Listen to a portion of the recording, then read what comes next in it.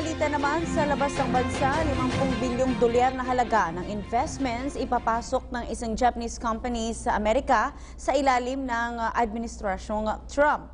At South Korean President Park Geun-hye handa umanong tanggapin ang kalalabasan ng impeachment vote laban sa kanya. Ang detalye alamin natin mula sa aming kasamang si Pauline Requesto.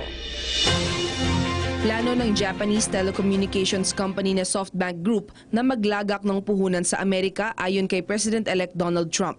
Tinatayang makadaragdag ito ng 50,000 trabaho para sa mga Amerikano. Nakipagpulong ang Chief Executive ng SoftBank na si Masayoshi Son kay Trump kamakailan. Kinumpirma ni Son na nasa $50 billion ang planong i-invest ng kanilang kumpanya sa ekonomiya ng US. Inangkin naman ni Trump ang tagumpay ng Amerika na makakuha ng ganitong kalaking halaga ng investment.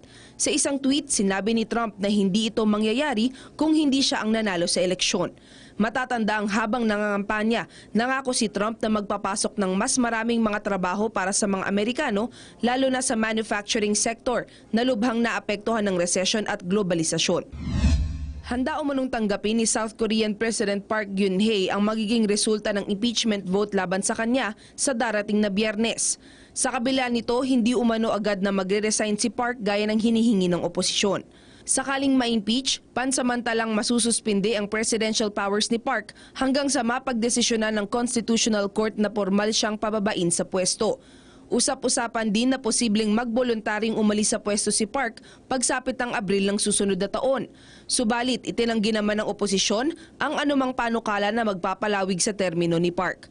Matatanda ang sangkot ng Pangulo sa isang iskandalo kung saan ginamit umano ng mga dating aide nito ang pagiging malapit sa kanya para impluwensyahan ang pagpapalakad ng bansa.